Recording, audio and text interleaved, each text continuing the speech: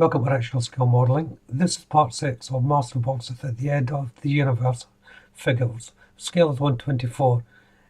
In this part, I'm going to be mainly working on the diorama, preparing one or two little bits for the diorama itself. So let's jump into this and see how well I get on. Right, so what I have here is a bowl of water and some cotton wool. Now, ideally I should be using cotton wool balls, but I've only got the pads here, and I've got some older little odd bits of paint that I've had lying around, and I'm just going to put this in the water to dye the water. It doesn't take a lot of paint. I just need the water to go a dusky sort of grey colour, as you can see there. Next, I'm placing the cotton pads into the water. Now, I need these dyed the grey colour. And what I'm trying to achieve here is a smoky sort of effect, like you would do if you were having flames or something like that in your diorama.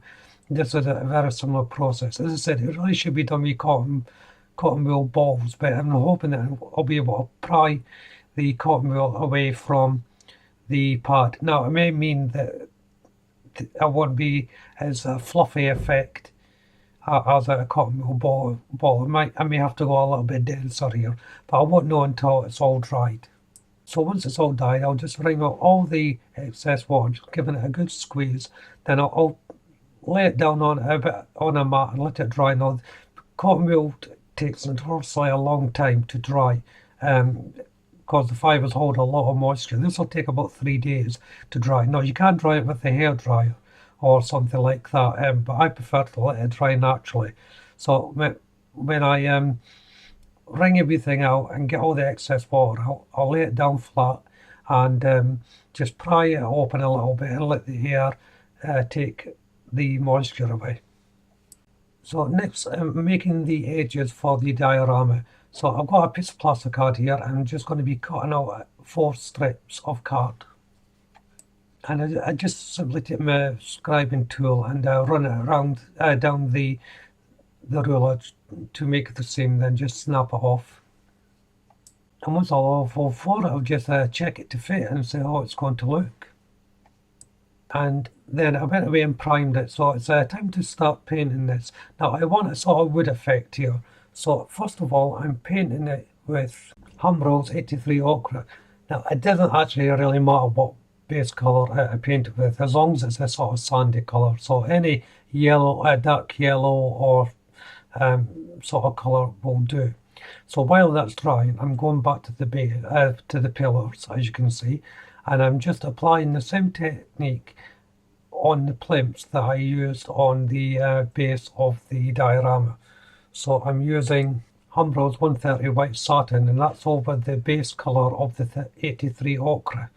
And as I said, it's the same technique. So I'm just dabbing the paint on over the plinth, over the bottom colour, and I'll be taking any excess off, just dabbing it with my finger to create that marble effect.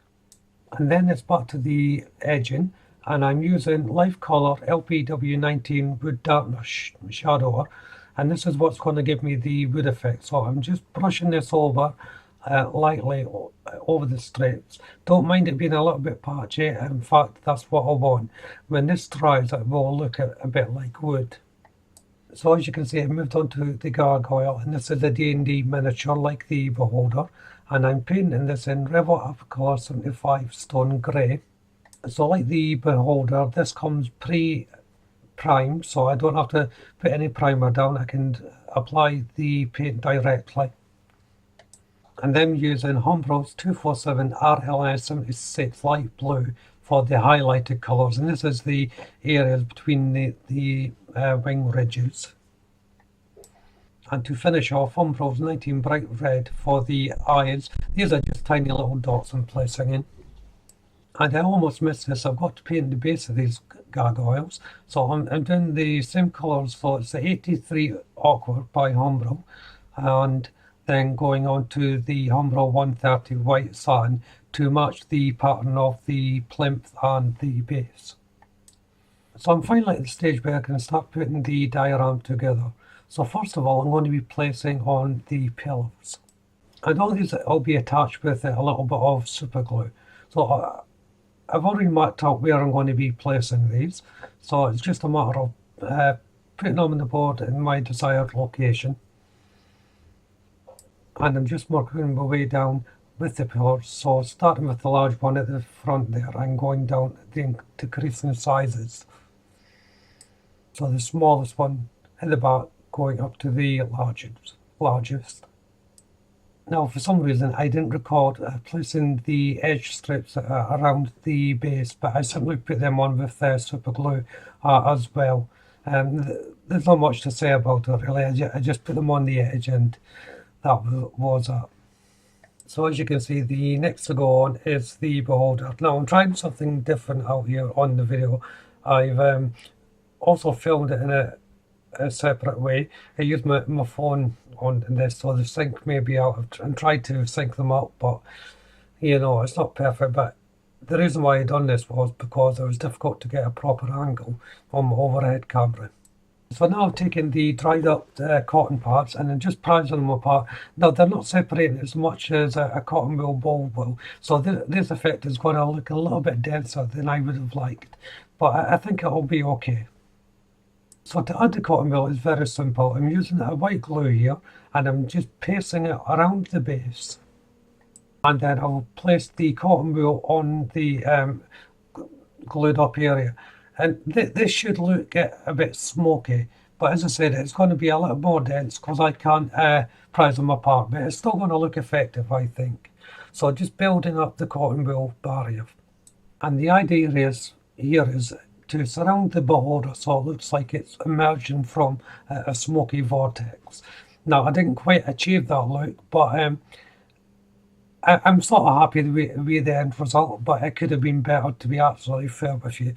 But as you can see, I'm just building the cotton wool up around the beholder.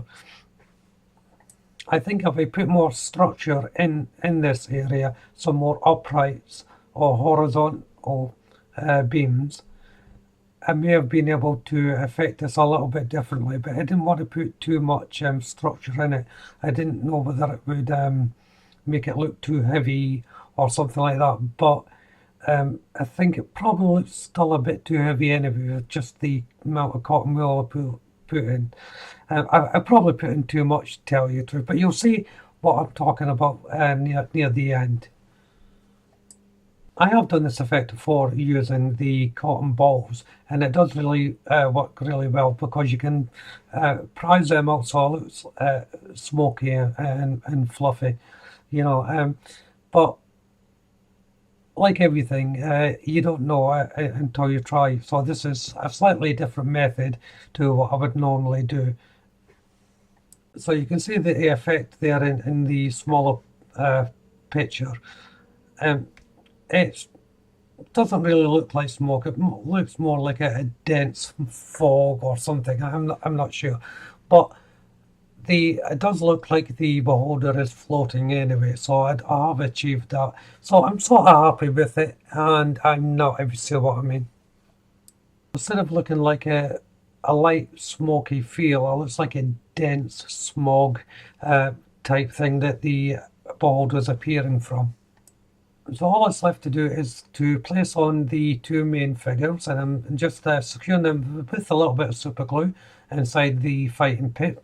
Helen's having trouble standing up, so I'll just prop that up with the paint pot until that dries, and then I'll be putting the gargoyles on the plinth, and they'll just be attached with a bit of super glue.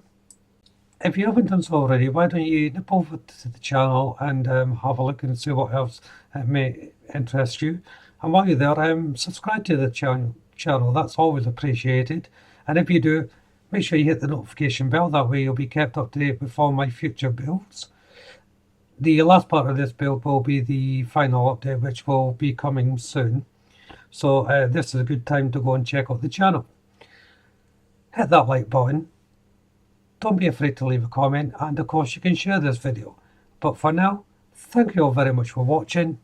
Bye bye.